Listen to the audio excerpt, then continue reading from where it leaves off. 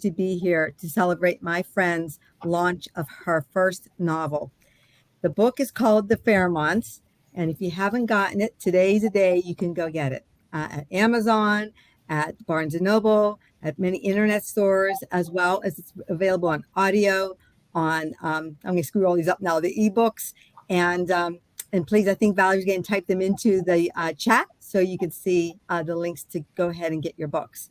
I can tell you that I'm not really a reader. So she mailed it to me when I was visiting friends of mine out in Telluride at the Fairmount Hotel. How crazy is that?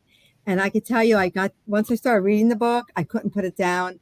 And it really was a welcoming thing to have because, of course, like many of you on airplanes these days, you're delayed many hours. I was able to get through the book pretty much on that flight home. So it was really enjoyable. And I think all of you will enjoy it as well. So what I'd like to do first is give you a little bit of synopsis about the story, and then I'll introduce to you all the guests that we have, and then we'll get right into the questions. Please know we are live, so the chat is open. Please put your questions in. We love to hear from you. And so let's get started. So the Fairmounts is told through the voice of Harry Lacroix. I just said it wrong. You can say it French, you can say it English. It's the turn of the 19th century. And he yearns to make up for lost time because he just got back from spending time in Africa during the war. He is delighted to be able to spend time with his last living relative. And in doing so, he has an unexpected turn of events in meeting a young lady that is the heiress of a missing fortune. So he is embarked on this journey to unearth this mystery. And in doing so, well, I'll let you read the book because you're going to find many twists and turns.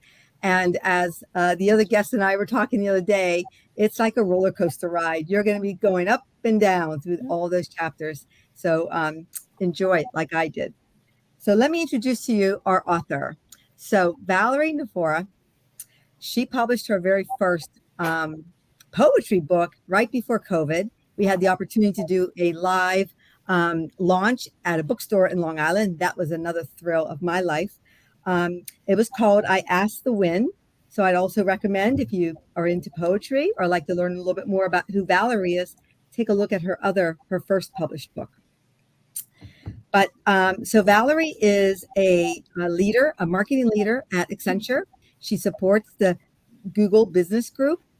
She's married and has 2 sons and lives in Long Island, and just is embarking on this incredible journey of becoming a world-renowned author. She's already won many awards for her first book, and actually the second book is starting to pick up several as well. And Valerie will tell you more about some of those because to me, it's like we're all kind of the ordinary people, and it's just so incredible to see an ordinary person doing extraordinary things. I'm going to cry. So excited. Okay, our second guest is Dimitri, Georgiadis. I probably messed that one up too. He is a voice actor, and wait till you all hear his voice. First thing I said is you got to be singing. You got to get on stage. It's an incredible voice.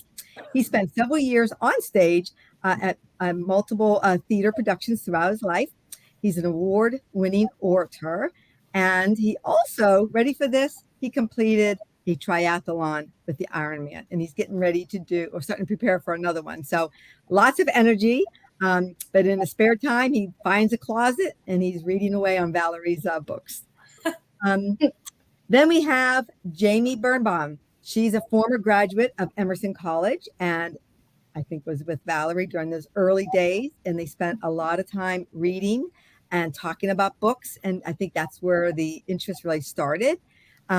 She, at the age of 2, actually was stricken with Reye syndrome. And in doing so, it really prompted her because she was so more sedentary, reading and reading and reading. She is now a creative advisor for several writers in a variety of stages in her careers. We understand.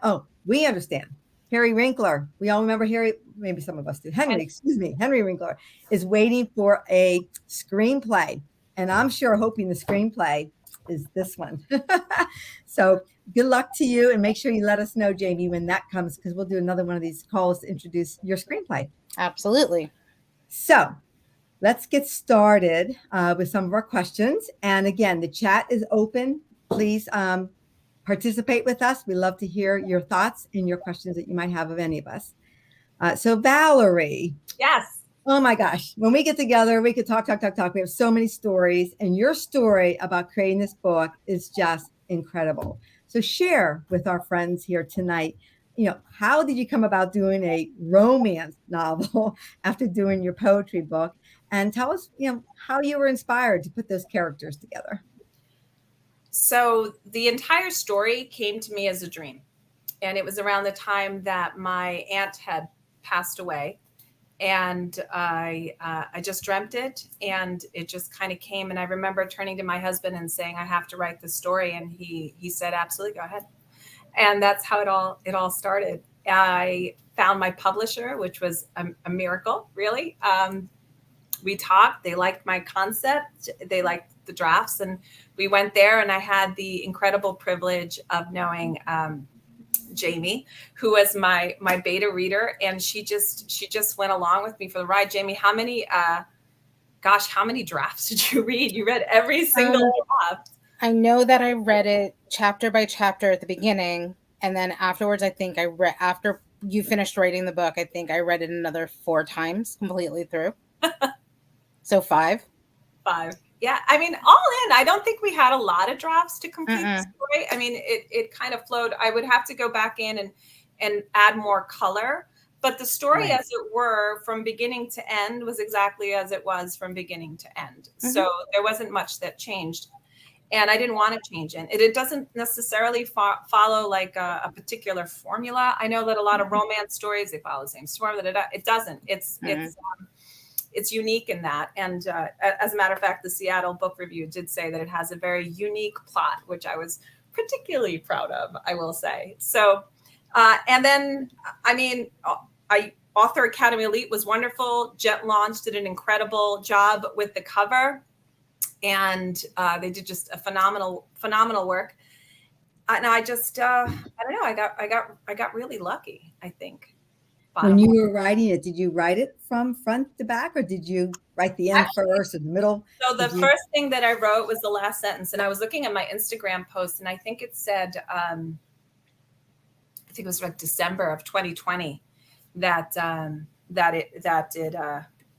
finished. So this was the last sentence. I wrote it first, and I think I declared out I was writing the story in that time. So it took a while to get it all set. But the last sentence, as I turn to find it, is like this. It's not Dimitri's voice, but still. It says, Mary, I continued as one might speak to a child. Mary, I know that you have been broken, but I vow to you with all my heart that I will spend the rest of my life trying to heal you. And for the rest of our lives together, I did. That's the first thing I wrote. I wrote the last sentence of the story. And then I went back and I wrote the whole thing. So now that everybody knows the ending, the ending. Now you have to healed from the beginning, so you can understand the roller coaster ride that we all enjoyed throughout the book. So the other thing that was interesting about your book, and I think a few other people had commented, was that a lot of these romance novels are actually written by men and about being a woman, but you did just the opposite. Your main character is a man, and you're telling the story through a man's eyes. Just tell me a little bit about how you came about with that idea and concept. Well, the story was I dreamt the story, and in my head was Harry. He was a man, and he was telling you the story. So it wasn't really a choice. It's just how the character showed up with that story. And I've been fortunate in that so far. And you could tell me how I did, Dimitri. But so far, I think I've depicted the dilemma that many men go through in life fairly well, I hope. No, I think you did a wonderful job. And I think it's very interesting that most of the time we assume that in order to write like a male's experience, it's got to be from a man, and same thing vice versa with like if it's a woman, it's got to be from a woman's perspective. But sometimes having that outside perspective can really give a really good characterization. So yeah, I think you did a wonderful job. Thank you. It was definitely I think I have some wonderful men in my life. I have a wonderful father. I have a great husband. I have a very supportive, my cousin Elia, if he's watching. And two wonderful sons. So I couldn't ask for anything better, really. Two very active sons. Active sons who are being quiet right now. I'm shocked. Like, I'm worried. Like, what are they doing? I kicked the dog out of the house. There you go. So the Manhattan Book Review said that The Fairmounts is truly a beautiful story encapsulating the themes of love, life, and deception with an exquisite cast of strong characters. And I think we all have our favorite characters, but tell us a little bit about how you did land on these characters, and do you have a favorite character? I know it's like asking a mom, do you have a favorite child? But share a little bit about your thoughts on your characters. They just sort of showed up out of the ether in my dream. So I love them all. I'm curious, Jami, your favorite character? I really like Lois. I don't know why. We don't know that much about her, but I love the relationship between her and Harry. You know, maybe it's because I know they're niece, aunt, and nephew, but I'm really close to my cousins. So, I kind of see that, and I don't know. Lois is my favorite. So. Lois is my favorite too. I didn't realize. Good. I'm not alone. So she's my favorite because, first of all, she kind of takes Harry under her wings, and I have a lot of respect for that. But she also was so playful, and there were some very serious, again, through the roller coaster ride that you all will be taking as you read, some very serious things going on. But she was always able to keep everything kind of even and still have that humor in her to keep everyone from jumping off the bridge. So I really thought she was a great character. So Dimitri.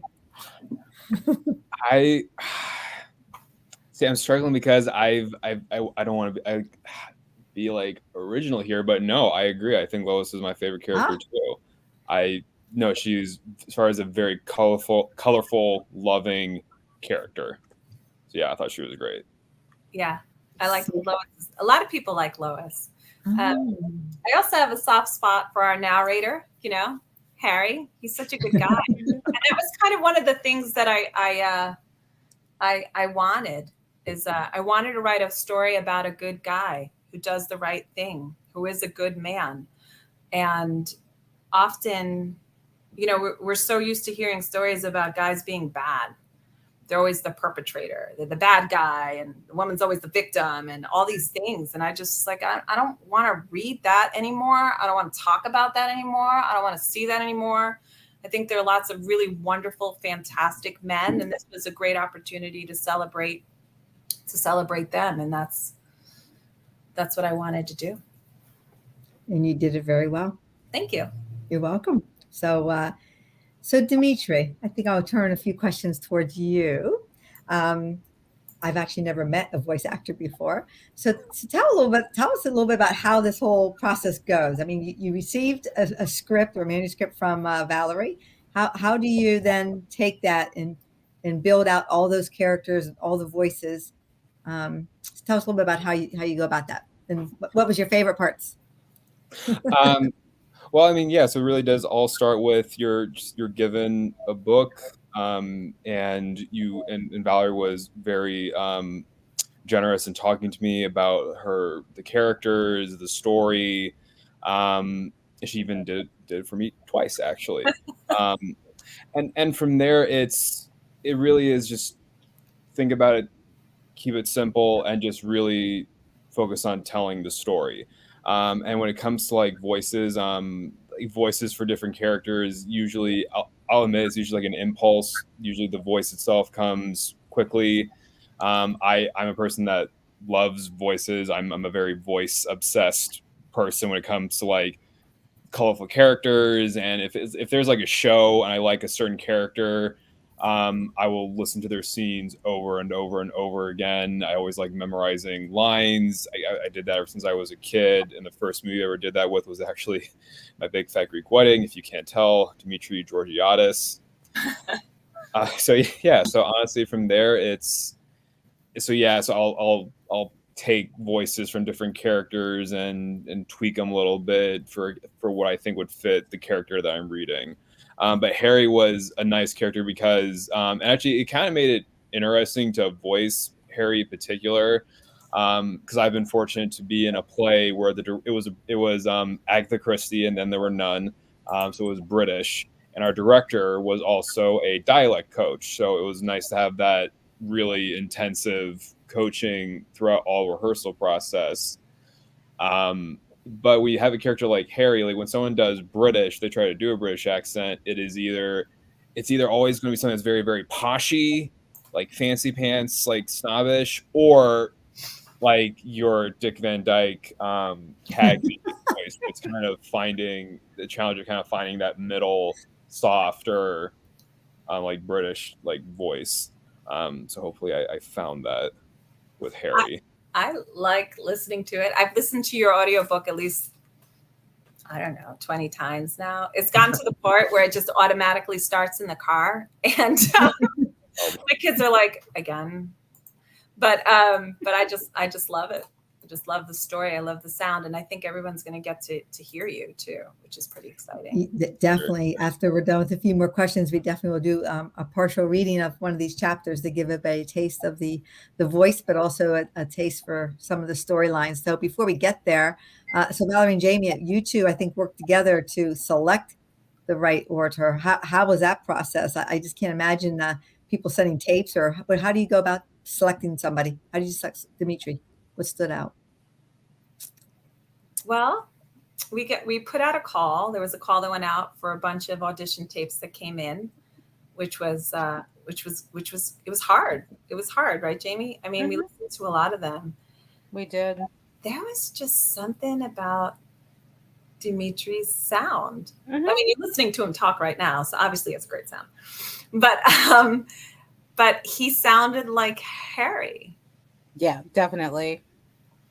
I mean, we went back and forth. I mean, Dimitri was probably, right off the bat as we were going through them, that always stuck in our head. And I think, we got it down to Dimitri and one other person. But I think we only went back to you to ask you to revoice a certain part a little bit differently. I don't remember going back to the other person. So no, and part of the debate that we were having is this other voice was a little bit more older, so it would have been an older gentleman, thinking back of what happened. But there was just such a liveliness and an immediateness in the way Dimitri was voicing it that I didn't need an old Harry, if that makes sense. I needed a Harry at that moment, and he.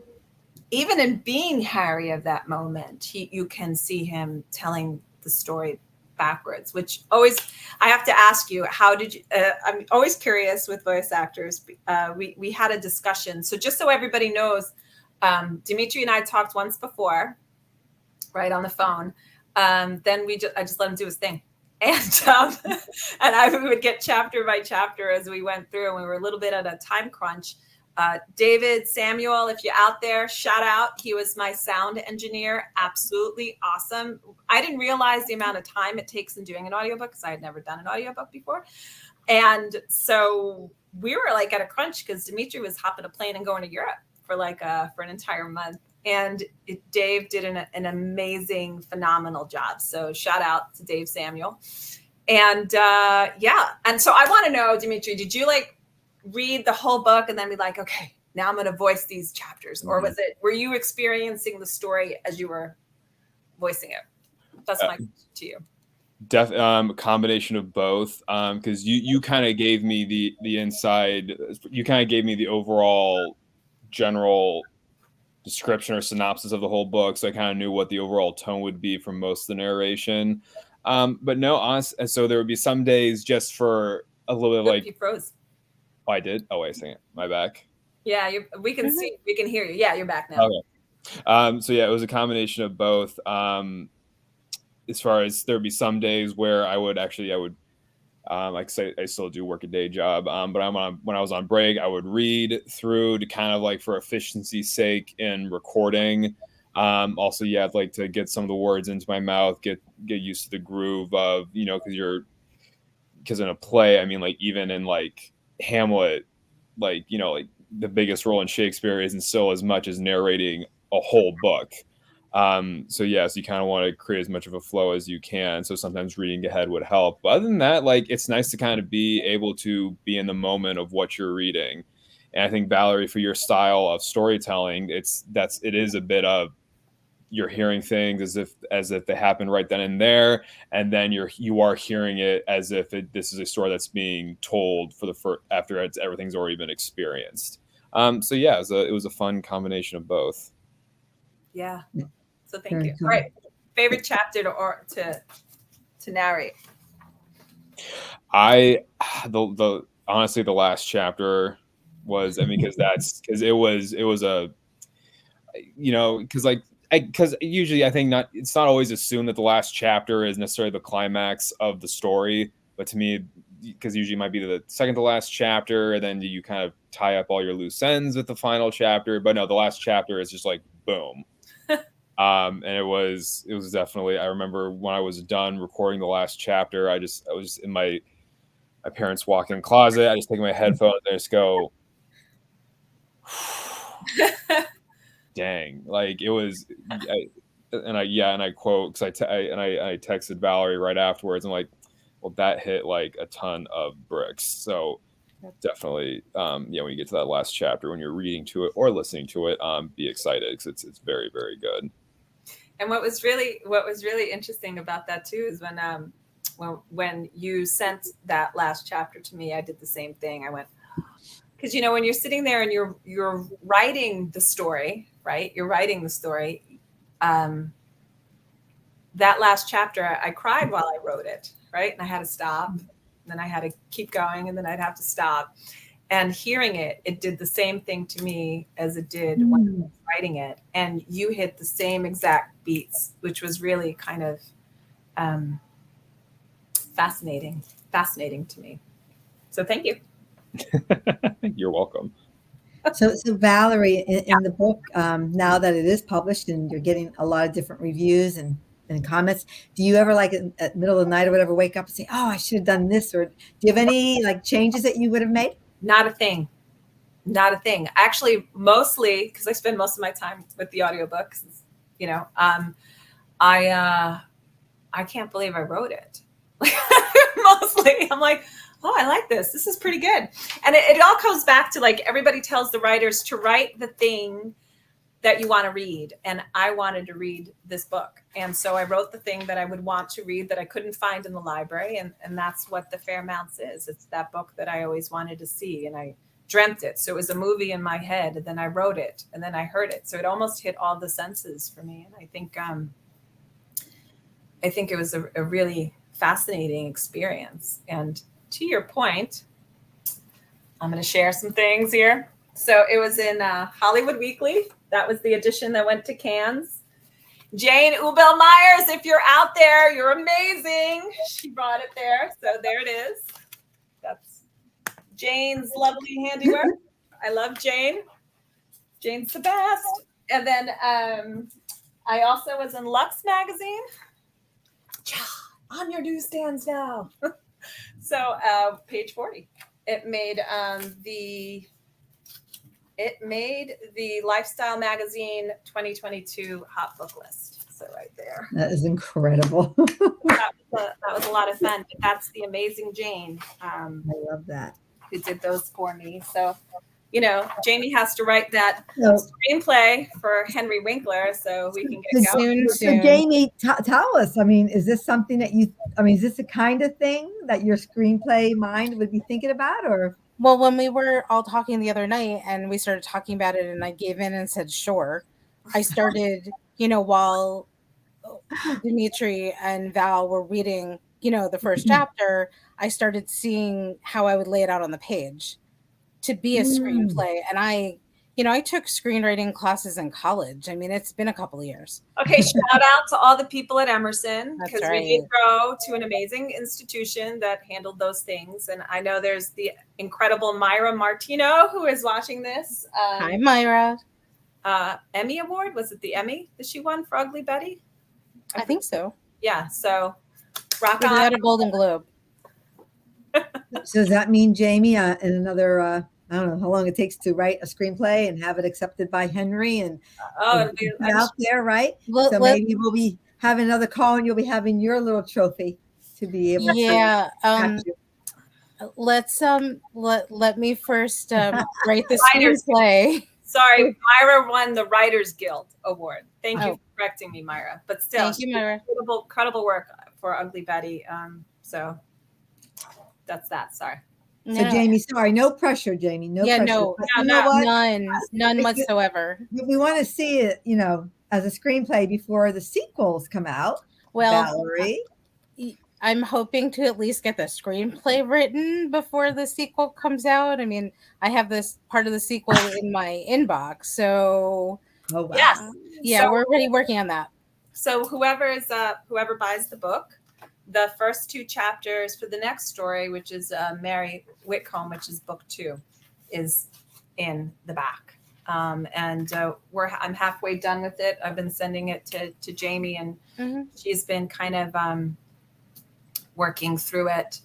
And I think once you read the story and you experience the story and you get to the end of it, I think you'll want to know why Mary does what she does. So this is an opportunity for everybody to now see the story as it unfolded with Mary.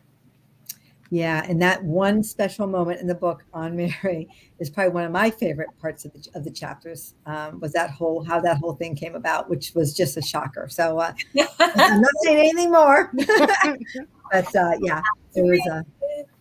It was a lot of fun. Anybody have a favorite line? Doreen, do you have a favorite line? Oh. No. Favorite scene? I'm curious. I love when the two of them, when Harry and Lois are together in their special room, and they are just kind of acting like 2 kids. I mean, they just were childish in so many ways. I really enjoy, because I was picturing myself being able to, wake up in the morning and have a nice cup of coffee and be with your favorite person in the world. It just seemed like a really cool thing, and he did a lot of that. Yeah. How about you, Dimitri? Honestly, it looks like I get to say it with the part we'll be reading here soon. But honestly, it's on page 2, and forevermore I would be the bit player in the grander scheme. It's just like that line, like if you're going to use it for like a trailer or like that bit, like like something like that really grabs you. I really like that line a lot from Harry. Did you mark that down, Jami? It is a good line. No, I was drawn to that line too. For me, scene-wise, as much as I love when Lois and Harry are together, the scene when Harry, I'm going to say follows, because it really isn't follow. He kind of chases Mary. That's my favorite scene. Into the forest outside. Yeah, and he just stops her dead cold. And I think that whole scene, and I think I said that too in my notes to you too, that even though you changed it a little bit, I think from the first draft to what we have now in the book, I like it even more. Like I liked it from the beginning, and it was really important. But I think that is really my favorite scene. Yeah, that was my favorite scene to write. Wow. Really? That's interesting that you picked that. Yeah, that was going to be my favorite scene. And what I love most is when he starts explaining things to Mary. Like I have this visual where it talks about how the trees kind of, like if you've ever been in a big forest, the trees kind of come together and make this arc, right? And he's looking up and he's explaining things to Mary, and he's telling her to look up at the trees. You can't see the sun, right? There's no light. Don't dwell in that. So that was my I like that. That was your Harry Potter moment. Yeah, I love that. I love that moment a lot. So it is 7:30. Should we maybe go ahead and give our audience a little taste of the book, unless there's other questions anybody has? Yeah. Okay, let's do it. Sorry, Dimitri, I didn't give you enough time. Oh, no, you're good.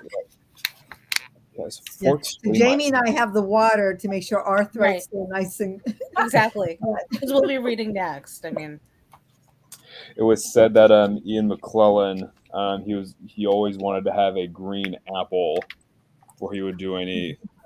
As far as he would bite into one when he had to voice something. Interesting. The tartness. Mm-hmm.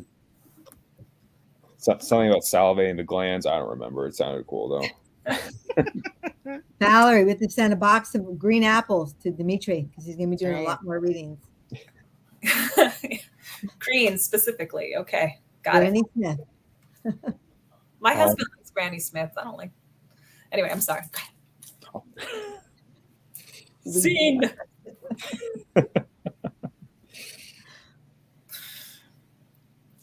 I remember the imposing nature of Huntington House the first time I saw it. The grand marble steps reminiscent of ancient temples and white Doric columns stretching up toward the sky. Lanterns on each step flickered in the brisk wind, and the faint rhythmic pounding of a trumpet could be heard. Open windows carried the muffled sounds of laughter and conversation, and, although invited, I felt as though I were imposing. My cold breath danced on the wind as I stood, regarding the final step. A chill ran down my spine.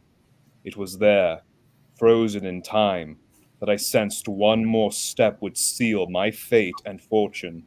One small step into that grand Huntington House, and my life would take a turn that would determine its course, and forevermore, I would be the bit player in a grander scheme.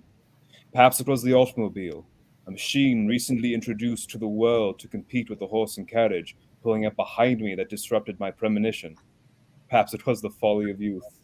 But the warning subverted, I yielded as if to a siren's call and entered through the grand doorway to the warming lights and illusions of the underworld. I might have yet felt another warning and reconsidered fleeing down the enormous steps, across the lawn, and out into the engulfing trees to be sheltered by the moon. And if it were not for an imposing baritone that interrupted my final urge to escape and instantly diminished my ability to retreat. "Your coat, sir?"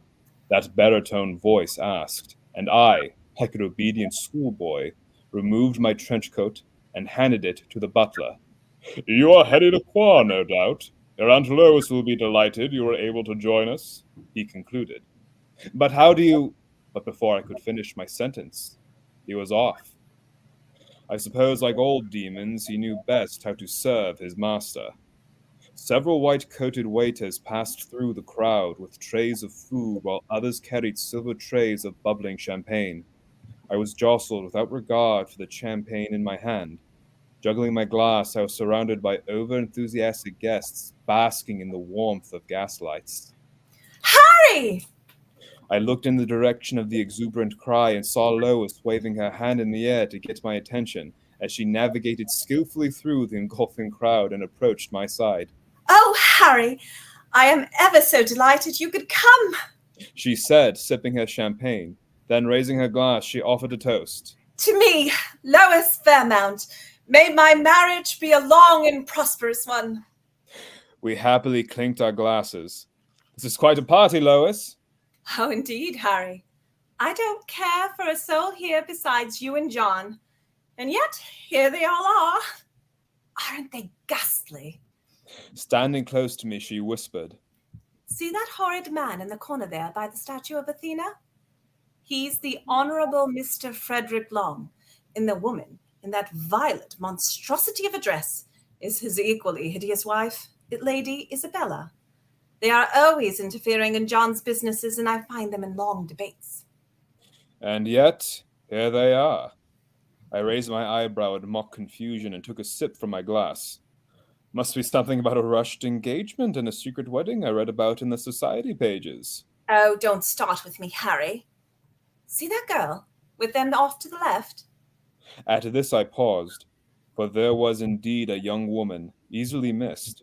She stood with her shoulders hunched, wringing her hands as if in great discomfort. Her dress was maroon with large white flowers, and she looked as though she would like to disappear into the tapestry behind her. "That's a new ward they've taken on. Whatever was her name? Margaret? No. Martha? No. Blast it all. I can't remember. At this, dear Lois laughed. She seems a little old to be a ward, I said, questioning Lois's comment. That is precisely what makes them horrid. That woman is old enough to be on her own, not a ward of the Longs. It's unseemly. Lois said with a stern expression. She's some artist or orphan or I forget. I'm sure my face carried a look of amusement since I was convinced she was a silly tale entirely for my benefit. Lois stared at me and with much severity, and a long pause passed between us. This was our way of one of us did not believe the other, a stalemate of two opposing forces with neither of us desiring to yield. Well, if you don't believe me, she said, raising her right brow ever so slightly, then I suppose we'll simply have to meet them, won't we? And with that, she released almost imperceptible smirk, and before I could offer any objection, Lois firmly gripped my arm, and we were off to meet the Longs. Now you know why we love Lois. That's right. She's fun. She's fun. She's a fun character. Thank you for doing that. That was great. So I think the audiobook is still available, correct, Valerie? And it's still at a like 99 cents? The audiobook is not 99 cents. The Kindle ebook only on Amazon is 99 cents. And the audiobook is available now on Audible and iTunes. And it will be available shortly on Hoopla and Overdrive. So if anybody wants to reach out to their libraries and ask them to get that audiobook or ask them to get the ebook or the hardcover or the softcover, please do so. You can absolutely get your library to order them. And if you have a favorite bookstore that you like to purchase your books from, you don't want to do, Barnes and Noble, etc., you can always ask for the ISBN number. I put them in the chat and they can order the books from you. And that's across the globe. And then just as a reminder, it's available as an ebook, a paperback, a hardcover, and an audiobook. So all those things are available. And one of my favorite things, though, is that you welcome the people who read your books to get in touch with you and tell you about their experiences. And I love that. And you can put in the chat maybe your email that they send to. Or sure. Yeah. You can find me through my website, or you can send me a note at this. It's Valerie@valerienefora.com. It's super simple to remember. I'd love to hear. And if anybody's read it, any of those, review copies or as it comes across, please, please, please leave a review. Reviews are super crazy important. So if you could leave a review, that would be fantastic. I know Dimitri would love it. I would love it. So please do leave a review if you can. We would be very appreciative. And we're also available for, book clubs and tours. If you need us, we will come. So thank you for that. That's fantastic. Well, are there any other thoughts or anything else you'd like to share before? Nope. I guess do we have any other questions in the chat? We can't see that. You can't see it. I don't think we have any questions, but that I see. But thank you for coming, and thanks Doreen and Jami and Dimitri. This was a ton of fun. A ton of fun, and the book is a ton of fun. So enjoy, everybody, and I hope you'll be back for the sequel. And then third. What's the third one called?